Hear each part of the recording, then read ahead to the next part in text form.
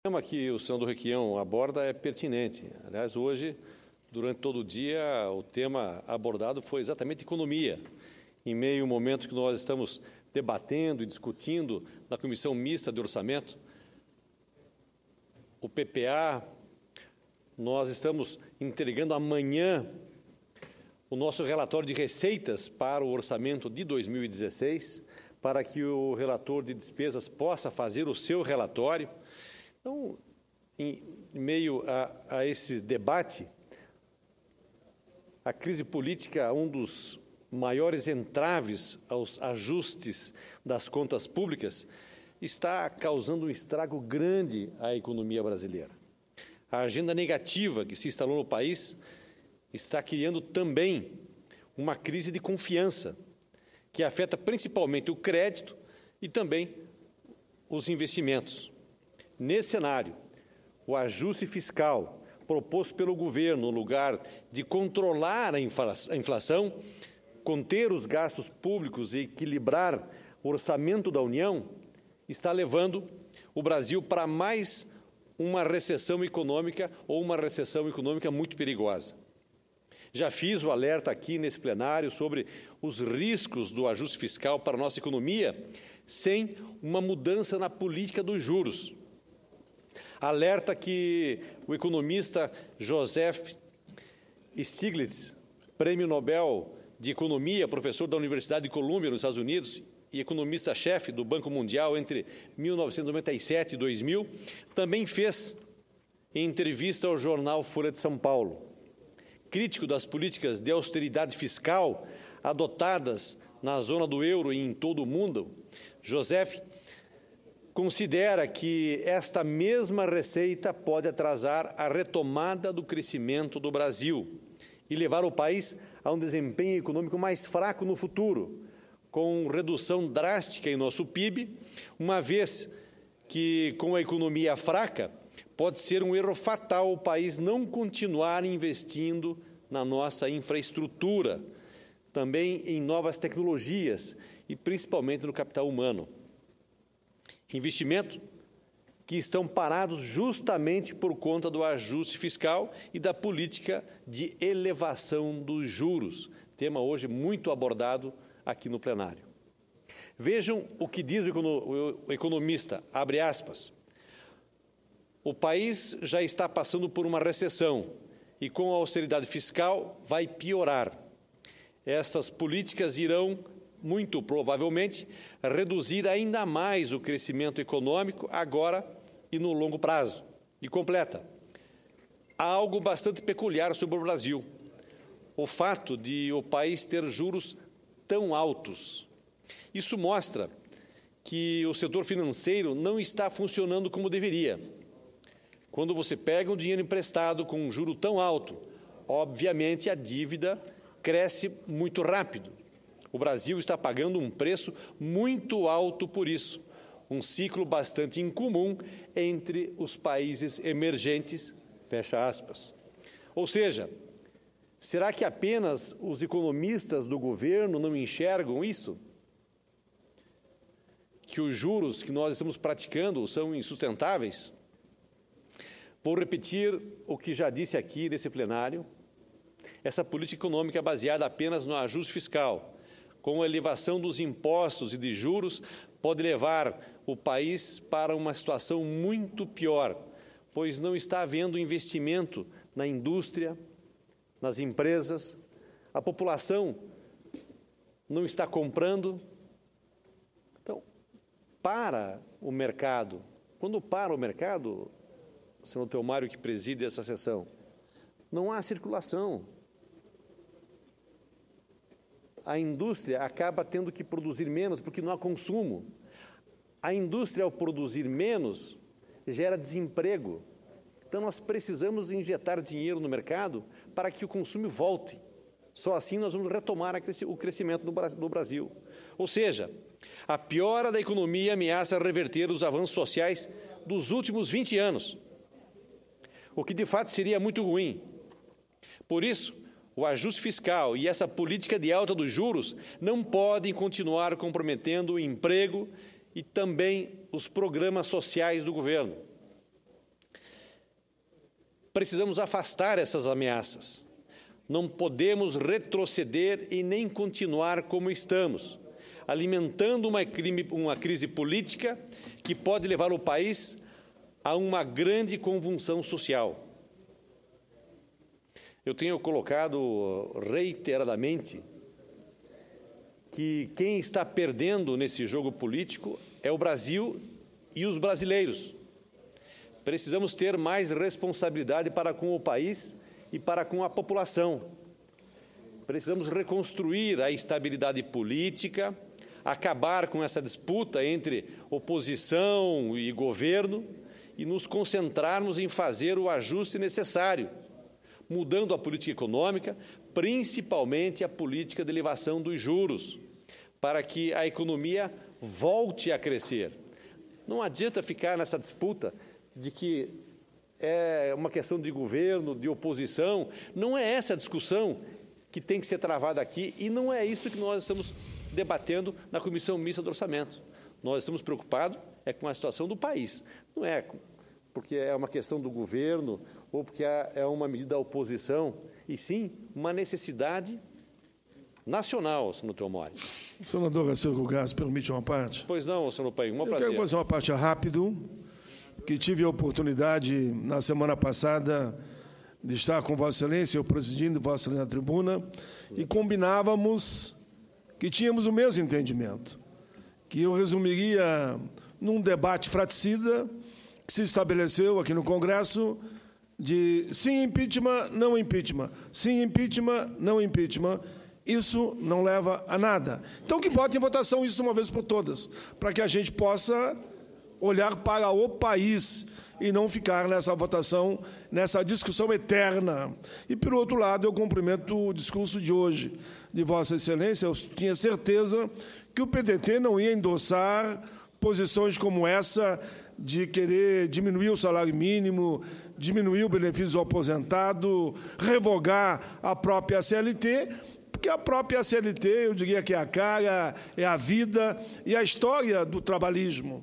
A história de Getúlio, de Brizola, de João Goulart, e por isso que eu cumprimento Vossa Excelência, que está centralizando no combate à recessão e à taxa de juros. E no outro dia eu também lhe cumprimentei, onde Vossa Excelência dizia que parem com essa história, impeachment para cá, impeachment para lá, que não leva a nada. E vamos pensar no Brasil. Parabéns a Vossa Excelência. Muito obrigado pela parte de Vossa Excelência, senador Paim. De fato, nós precisamos pensar na população brasileira. Os avanços sociais que nós tivemos nos últimos 20 anos, nós não podemos retroagir 1 milímetro. Temos que manter o nosso ganho social, fazer essa reforma que o Brasil precisa ser feito, mas sem aumento de impostos e sem aumento de juros. Com prazer, ouço o senador Cristóvão Buarque. Mas muito mais do que o ajuste fiscal, senador Cristóvão Buarque, nós precisamos dos ajustes político, econômico e principalmente administrativo. No ajuste fiscal, o governo está cortando despesas e trabalhando em novas fontes de receitas. No plano político, precisamos assegurar a governabilidade. No econômico, a redução dos juros e da carga tributária tem que ser a principal meta do governo.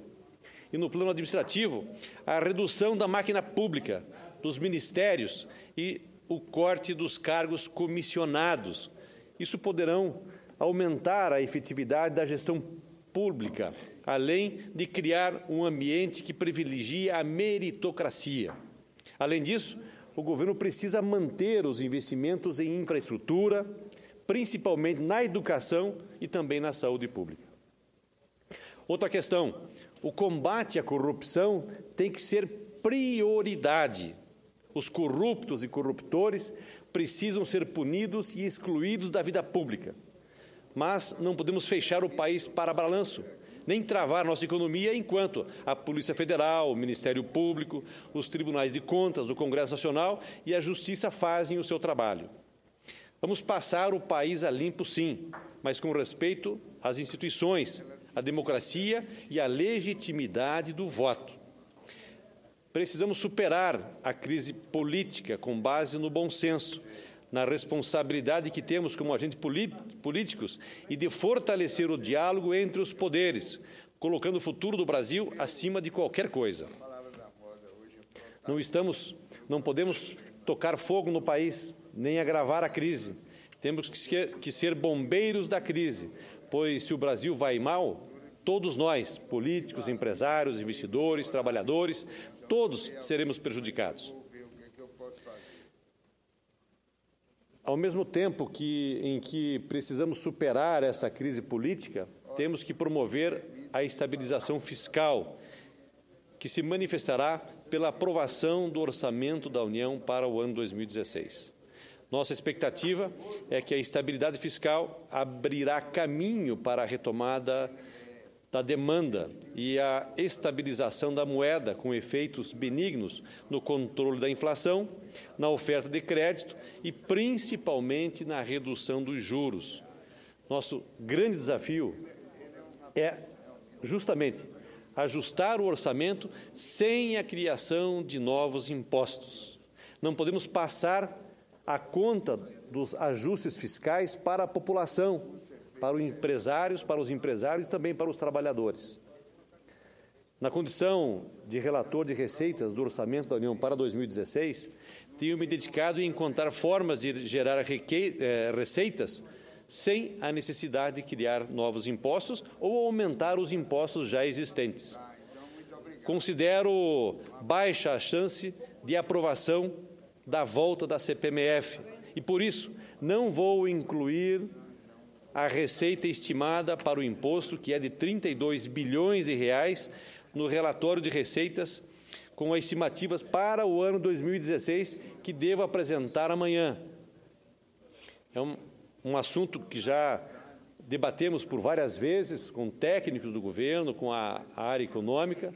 Não foi esse o tema que foi debatido hoje na Comissão Mista de Orçamento, mas em outros momentos, também com a equipe econômica, discutimos esse assunto e eu entendo que não é viável nós incluirmos, e não vou incluir, a CPMF para o orçamento de 2016.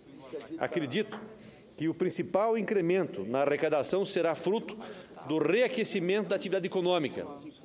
Mas, como esse incremento ainda é incerto para o próximo ano, teremos que buscar fontes mais previsíveis. As principais propostas para a formação de receitas que estamos trabalhando, até o momento, passam por mudanças na política econômica e nas normas legais para a regulamentação fundiária, venda e alienação de imóveis da União. A primeira proposta é estrutural e requer uma mudança na política econômica, com a redução dos juros, ampliação do crédito e estímulos ao setor produtivo, o que certamente vai estimular a produção e o consumo, gerando aumento da arrecadação. A segunda proposta, que pode gerar uma receita considerável já em 2016, é a venda direta de imóveis da União, através da alienação, ratificação ou regularização das terras e imóveis rurais urbanos e rurais da União. A Secretaria de Patrimônio da União tem registrado perto de 1 milhão de imóveis nessas condições, mas o mercado estima que sejam aproximadamente 3 milhões de imóveis.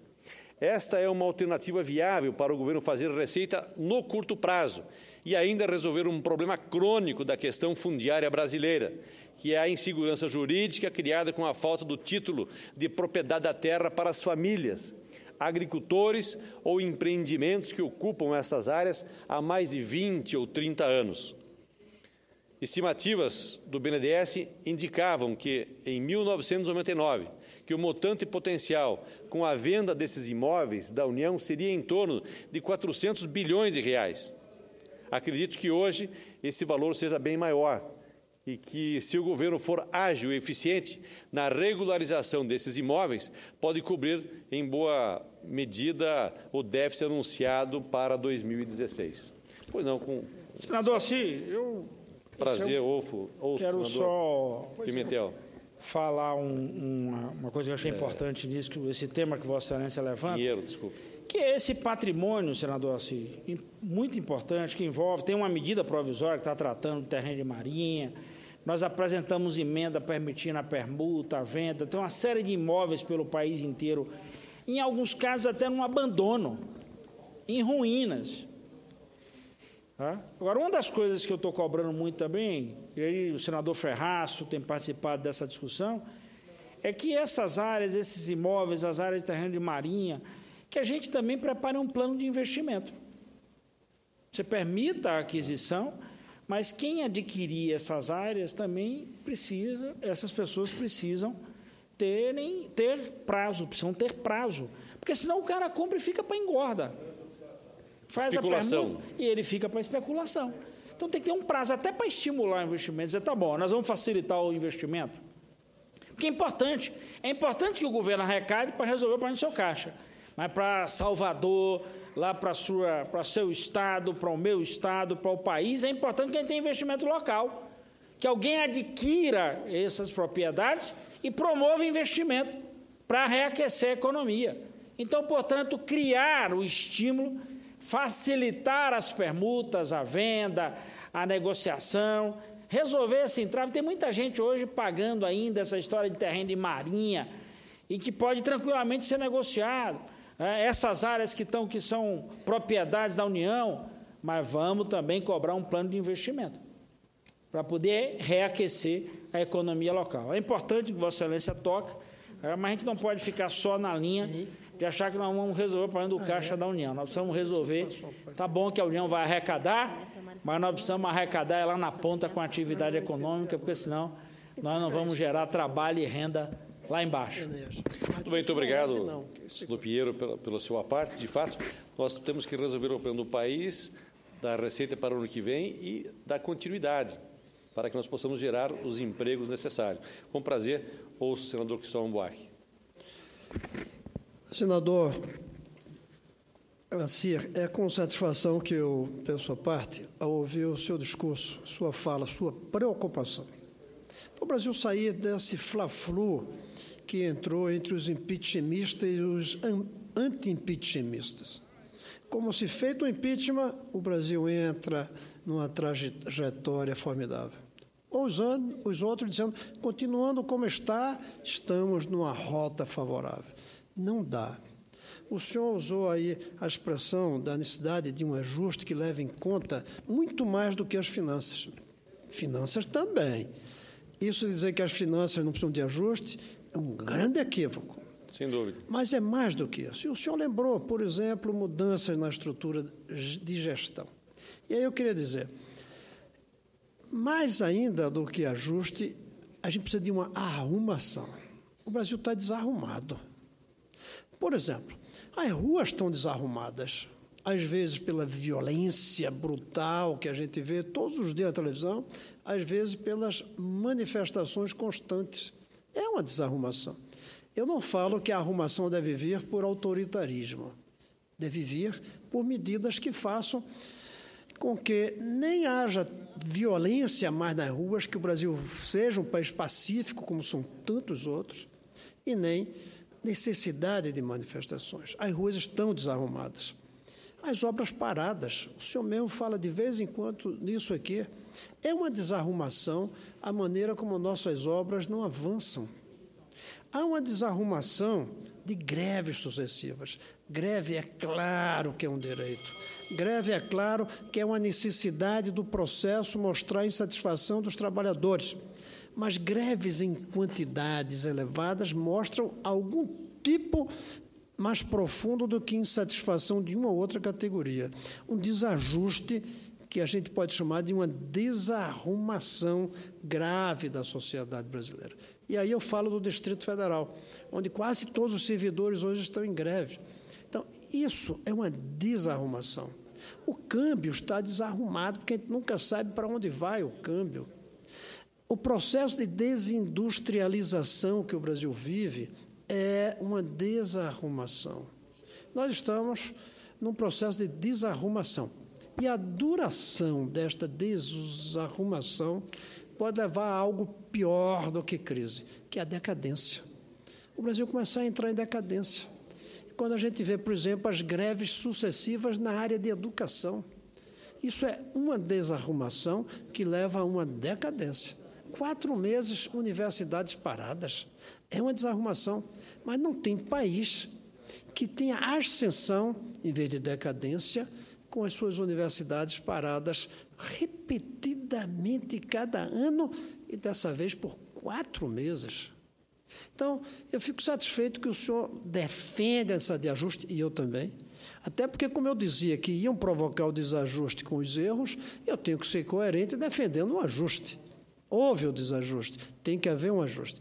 Mas o senhor traz essa ideia fundamental, que não vai bastar para esse ajuste apenas uma questão aqui e ali de corte de gastos, de manipulação da taxa de juros. É preciso ir além disso. O senhor sempre falou aqui em diminuição dos ministérios, sempre falou aqui da necessidade de um choque de gestão, talvez não usando isso. Mas esse choque de gestão é fundamental para arrumar o Brasil outra vez. Nós estamos num processo de desarrumação muito grave. Isso é mais do que uma simples crise. É algo que pode ser a véspera de um processo longo de decadência da economia e da sociedade brasileira também. Muito obrigado, senador Cristóvão, pela sua parte.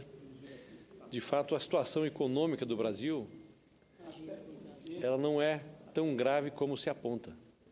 Mas a crise política está agravando a economia brasileira com essa desarrumação que Vossa Excelência coloca precisamente como está acontecendo no nosso país. A falta de investimento na nossa infraestrutura, as greves da educação, como assisti Vossa Excelência na quarta-feira passada falando aqui, que não é com violência que vai se combater as greves que aconteceram, com a greve da educação na semana passada aqui no DF, que Vossa Excelência colocou muito bem.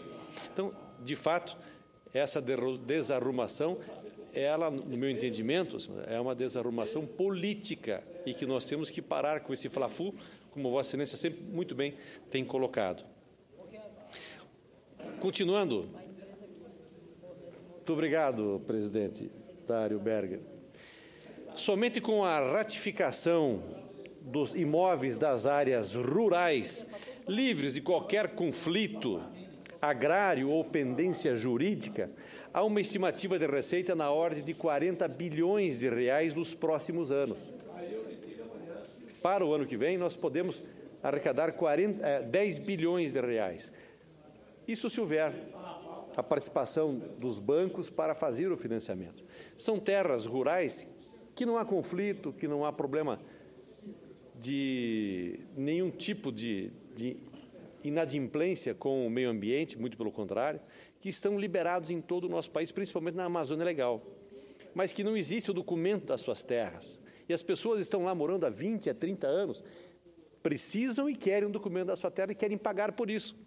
É claro que não dá para se pagar à vista, por isso a importância do ingresso nesse processo dos bancos, Banco do Brasil, Caixa Econômica, Banco da Amazônia, etc.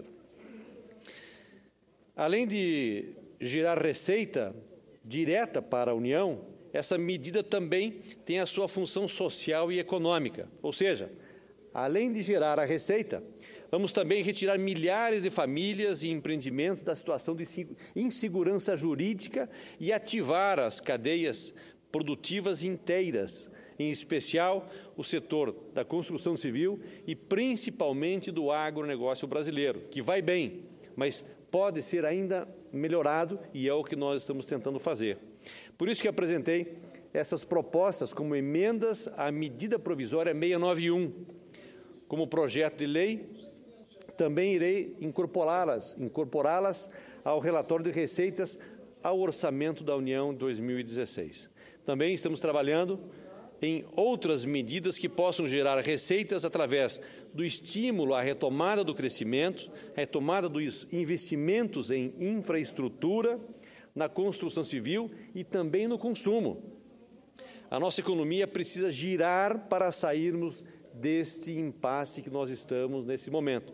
Nós precisamos pensar em fazer com que nós, não apenas, como muito bem disse o senador Pinheiro, não apenas gerar receita para o ano que vem, mas que essa receita, através de venda dos imóveis, possam traduzir-se em investimentos para que nós possamos gerar os empregos que o Brasil precisa.